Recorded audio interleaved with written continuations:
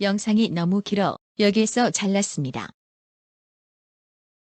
앞부분은 먼저 본 영상을 보시기 바랍니다.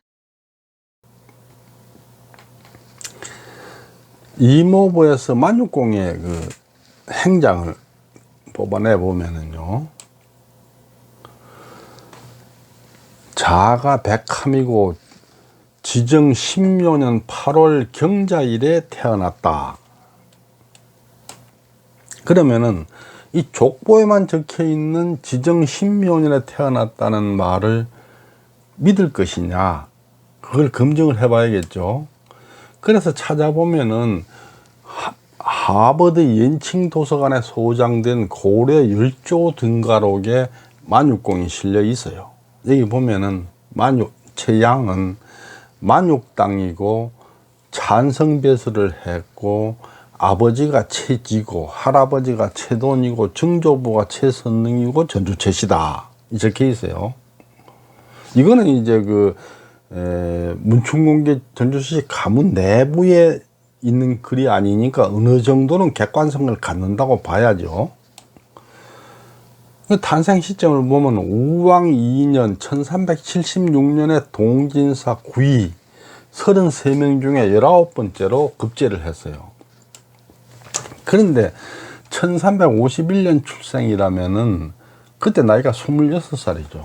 26살에 문과에 33명 중에 19번째로 급제했다면 지극히 보편적인 거예요. 뭐 20살에 급제하는 사람도 있고 30살에 급제하는 사람도 있지만은, 이 정도면 적어도 불알만한 5년 내로 들어가서 이게 보증된다, 이렇게 말할 수 있죠. 그러니까 1351년 출생이라고 보는 데에 아무 문제도 없다. 아무리 오차가 난다 해도 불알만한 5년 내에 있을 것이다, 이렇게 볼 수 있어요. 그래서 만육공은 1351년에 출생했다고 확정을 할 수 있습니다. 뭐냐?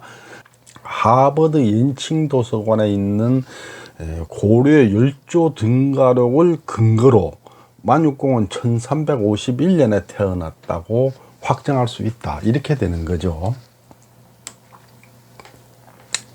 그 다음 보면 정몽주가 죽자 중대산에 3년간 은거했다. 이거는 이제 뭘로 검증할 것이냐? 뭐 역사책이나 다른 데는 이게 안 적혀 있기 때문에 뭐 어떻게 할 수가 없어요. 그래서 이거는 다시 뒤에 금감록을 검증할 때 거기 한꺼번에 검증하도록 하겠습니다. 태조가 영상과 자상에 임명했는데 나가지 않았다. 이것 또한 뭐 역사책에서는 발견 안 되는 거고, 금감록에 가서 같이 보겠습니다. 태조가 예조 참의를 보내서 온양온천으로 불렀다. 마찬가지죠. 만육공이 태조하고 상당히 상관이 깊다 하고 적혀 있어요. 조선 태조하고 친분이 있다, 이렇게 많이 적혀 있어요. 그리고 뭐 족보에만 적힌 게 아니고 묘지에도 적혀있고 금감록에도 적혀 있는데, 이 세 개의 기록이 사실은 하나의 뿌리를 가지고 있다고 생각이 돼요. 그래서 이걸 다 묶어서 금감록에 가서 검증을 해 보도록 하겠습니다. 근데 제가 볼 때 이거는 조상미화로 꾸민 얘기 같아요. 뒤에 가서 자세히 보겠습니다. 금감록에 가서 별도로 이거는 이제 고증을 해 보기로 하겠습니다. 갑진년 1424년 5월 16일 본강에 있는 집에서 돌아가셨다. 동네 이름이 본강이에요. 이 본강이 아마 지금 그 만육공 묘소가 있는 그 동네 아닌가, 그런 생각이 들어요. 그리고 부인은 이씨인데, 그 다음 후부인이 개성왕씨로 왕도의 딸이다, 이렇게 적혀 있어요. 그리고 이 서원에 수향이 됐는데, 그러니까 주벽으로 배향이 됐는데, 전주 서산서원의 주벽으로 배향이 됐다. 수향 그랬죠. 수향이라는 게 주벽을 말하는 거죠. 근데 연려실기술을 보면 이건 1776년에 나온 책이죠. 이 보면 그러니까 화산서원, 화산서원은 서원이라 그러고 나머지는 사우라 그랬어요. 화산서원은 뭐냐면은 사액을 받은 서원을 말하는 거고, 이 사우라 한 이거는 사액을 못 받은, 그러니까 사당을 말하는 거예요. 그래서 서산사우는 인조 병술년 1646년에 창건됐다. 그리고 배향된 사람이 최양, 호는 만육이고 대제학이다. 최덕지, 이번에 이제 문성공개 5세죠. 송영구, 이계맹, 이흥발, 이기발, 그리고 이기발에 대해서는 호가 석이고 도령이다. 이렇게 적혀 있어요. 그러니까 이 글을 쓴 사람이 좀 이걸 왜 이기발을 특별히 꺼내놨는지 모르겠어요. 이분의 동생이고 제일 끝에 사람인데, 여기는 뭐 이렇게 주석을 달아주고 나머지는 아무도 안 달았어요. 서산서원은 1646년 인조 24년에 만육공을 주벽으로 건립이 됐어요. 그리고 이제 최덕지, 이분은 문성공개 5세 연천공이죠. 1384년에 태어나서 1455년에 돌아가셨어요.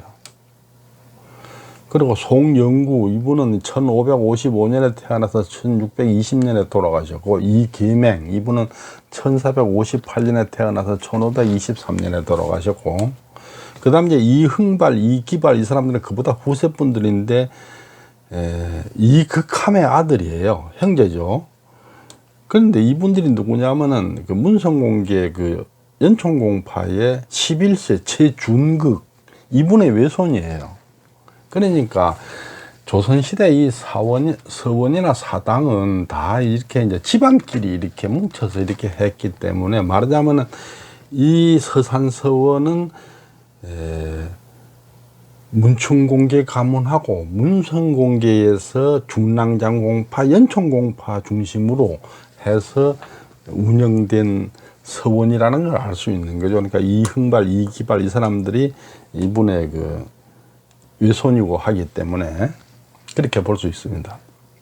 그러니까 우리가 여기서 뭘 할 수 있느냐 하면은, 비록 위서이지만은 묘지명, 그걸 통해 거기에서 얻은 힌트를 가지고 연려실기술에서 만육공이 서산서원의 주벽으로 배향됐다 하는 사실, 그걸 우리가 검증해 낼 수 있는 거죠. 그러니까 만육공이 서산서원의 주벽으로 배향됐다는 사실은 거짓이 아니에요.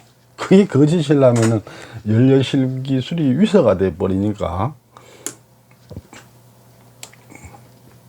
순조실록 34년 1834년 5월 30일자에 보면은 신하들이 올린 시망에 대해서 임금이 비답을 내렸다. 이게 뭐냐면, 시망이라는 게 뭐냐면은 시효를 내리는 아니에요. 신하들이 이분은 뭐라고 시효를 내리고 이분은 뭐라고 시효를 내리고 이렇게 내리겠습니다 하고 올리니까 임금이 승인을 했다, 이 말이에요. 그리고 이제 나오기를, 고려 잔성사 최양은 충익공으로 시효를 내렸다. 그래서 이때부터 이제 만육공의 시효가 충익공이라고 만들어지게 되는 거죠. 이렇게 이제 만육공의 시효는 공식적으로 그 왕조실록에 수록되어 있는, 우리나라 족보에 적혀 있는 시효 중에 보면은 사시라 그래요. 그 뭐냐면, 사가 내린다는 사가 아니고 사적이라는 사적인 사자를 써서 말하자면 자기들끼리 지어낸 시효가 제법 많아요. 그러니까 시효를 가졌다는 사람 중에, 족보에 적혀 있는 시효 중에 얼추 절반은 사시, 자기들이 지어낸 시효예요. 그런데 만육공의 시효는 왕조실록에 적혀 있는 정식 시효다, 이렇게 말할 수 있겠죠. 시효는 사망한 저명인사한테 임금이 내려주는 호해요. 그때부터는 이제 시효로 부르는 거죠. 근데 사망 직후에 내리는 걸 사시라 그래요. 이 사시가 아까 제가 말하는 그 개인적으로 내리는 지금 그 사적인 사가 아니고, 이렇게 줄 사자, 왕이 준다 이 말이에요. 그리고 이제 후세에 돌아가시고 한참 뒤에 내리는 걸 증시 또는 추시, 이거는 이제 추가로 준다 하는 증시고, 추시는 이거는 이제 추모해서 준다 이런 얘기죠. 그러니까 한참 후세에 내리는 거죠. 근데 이건 대체로 이제 후손들이나 또는 후학들이, 그 후학들이나 후손들이 이렇게 추승을 해서 올려요. 임금님한테 시호를 내려주십시오 하고 올리면은 그걸 받아 검토를 해가지고 이제 신하들이 정하면은 임금이 내려주는 거죠. 그래서 만육공은 사후 410년 만에 증시를 받은 거죠. 이 사시가 아니고 증시죠.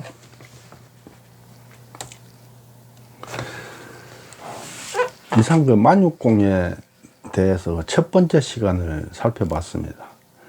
다음번에는 그 만육공에 대해서 그 만육공이라는 이름, 만육공의 이름이 최양이죠. 그 양이라는 이름이 어떻게 만들어졌는지 그 배경, 그리고 이제 금감록이 여러 종류가 있어요. 그 중에 대표적인 판본 3개, 이것들에 대해서 살펴보도록 하겠습니다. 경청해 주셔서 감사합니다.